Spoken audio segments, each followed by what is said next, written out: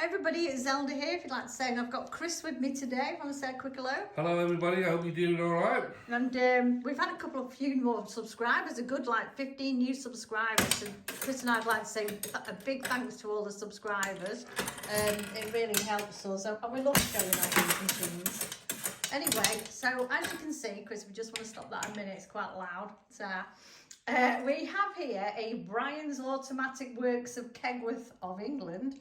This is the Pilwin 56. And I'm going to let Chris play with it a little bit, but not too much so it doesn't sound, don't want our subscribers' ears blowing off. So, Bryan's of Kegworth, the Automatic Works, they started by William Bryan around 1920s to 1970s. Around the early 50s, there was an original Pilwin play machine. It's quite hard to say Pilwin. I don't know if you've had a go at it yourselves, listeners. It's not easy on the tongue, especially at my age. Anyway, what they did is they reused old cases from other companies. I guess they wanted to stick to just Allwins at this point. And his wife actually painted some of the backgrounds of the clown. I think you've seen one of those. The back flashes, haven't you? I think you saw one online somewhere. And it was very pale looking. It did not have all this. It was quite frightening really to look at. Yeah, because none of that was there, so it was just an open mouth. And it didn't have the cheeriness of the 56, did it? It was, and obviously faded. Anyway, one of Bryan's forward-thinking ideas at the point of doing the 56 was to make the Allwin look as easy to win on as possible. And I don't know about you, but I'd say that's true. Everybody that's walked past this Pilwin this week has been ploughing loads of money in, haven't they? What we don't tell you is that the usual Bryan's... Bryan's. Bryan, yeah, I always say that. Once you've won, there's a spring in there, an adjuster, so the hammer gets harder, so it makes it harder for you to win a second time. Also, this rail here... I was going to go on to that, Chris. Yeah. It's got an adjustment on it. It has. It's an open spiral. The people that have Allwins will know a lot of the spirals are enclosed, aren't they? But this one was done on purpose by Bryan's to allow you to, well, the person wearing the penny arcade, to adjust it, making it a lot more difficult to get into the win on the mouth. I'll let Chris have a play on it. It's a pretty simple game, which is the part of the attraction really. You put your penny in. Get the ball bearing and click it. Gonna win, yeah. It is difficult to win, I think. It definitely eats some money. Nearly. That's what everybody says. Out a bit so you can see. Oh, I think you might have won there. So was that a 6, a 2 or a 4? It was a 2.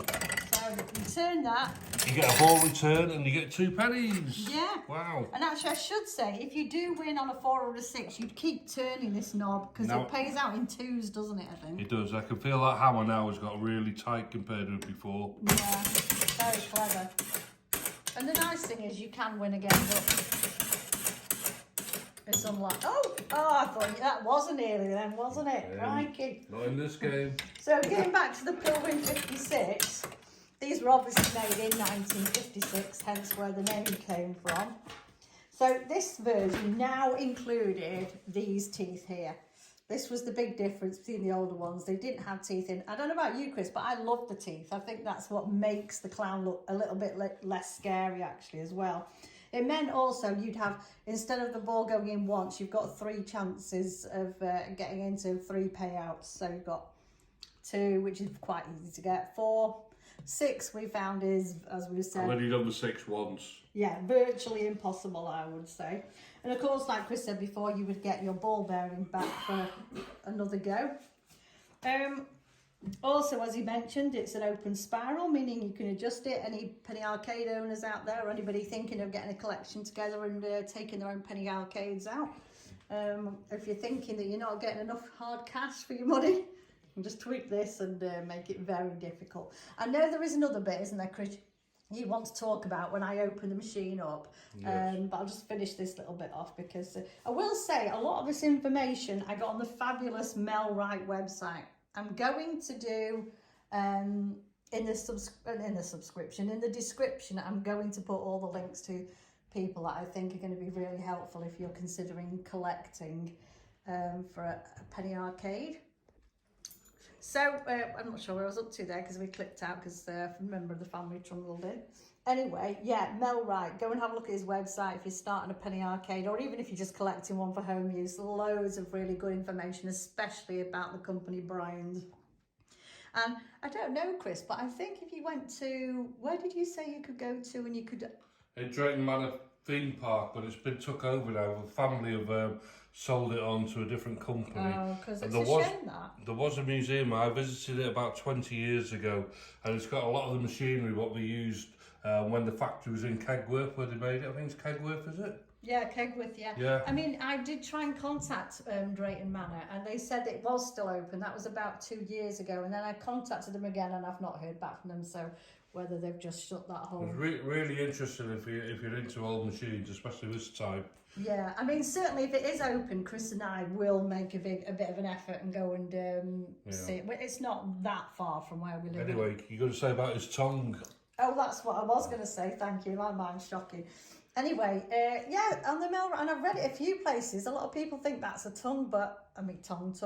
But I don't think it is. I assumed it was just part of the clown's fair, you know, the kind of like circus makeup of the clown, and that was just an exaggerated chin. But if you know better, do let us know in the comments. But I'm going so far to say as that's just a clown. In fact, that's one of the things I loved about it. I love the teeth and I love the little chin. Right, anyway, Chris is going to do the tech bit that I know you're all interested in. We're going to open the machine up and show you the next bit.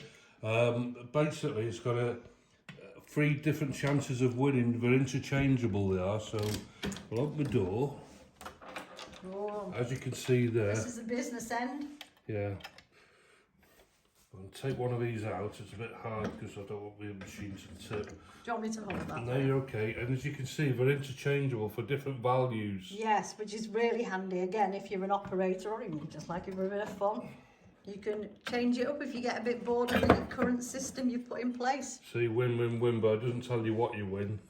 No, I'm assuming that's just a... I think it can be adjustable, I think, yeah.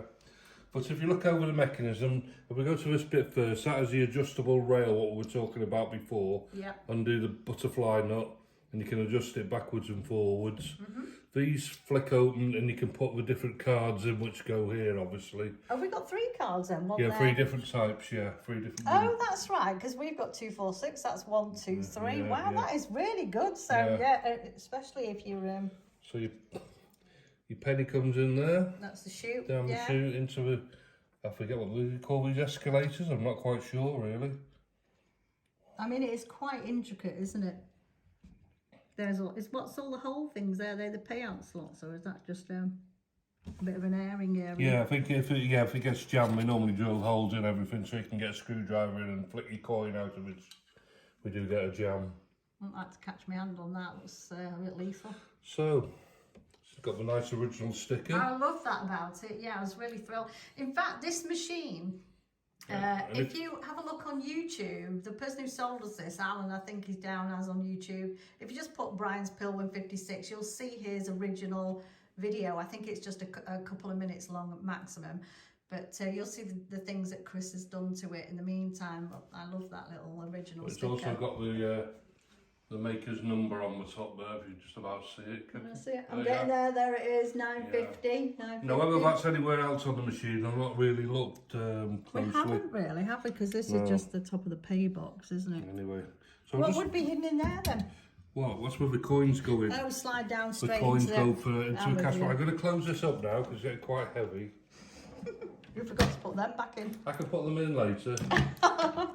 It's called TV or television or whatever you want to call it. Yeah, so if you have a look at the original video, Chris did repaint a few of these where it had just gone a little bit basically, faded. there was some screws and I've kind of filled them in, countersunk them a bit more.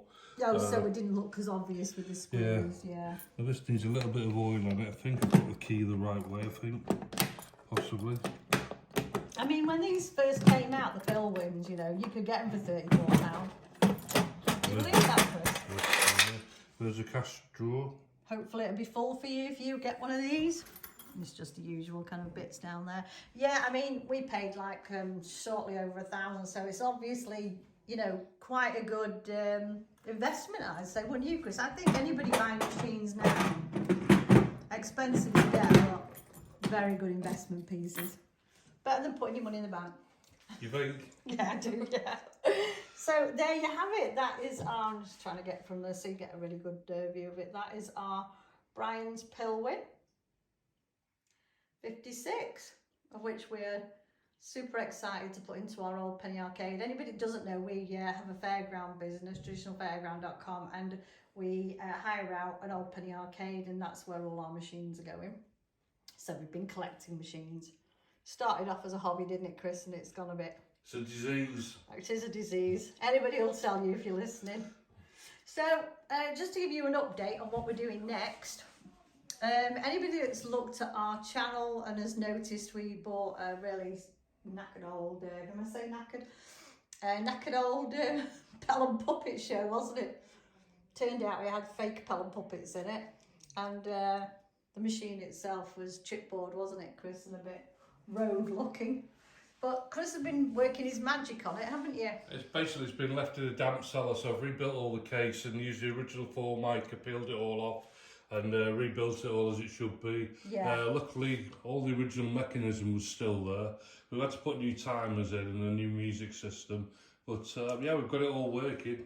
So that's going to be May's video, did we say, Chris? Yeah, I've just got to paint all the inside circus theme now, and yeah, because it was only had a bit of a curtain on that was pretty what's name? Yeah, mouldy. Mouldy and horrible.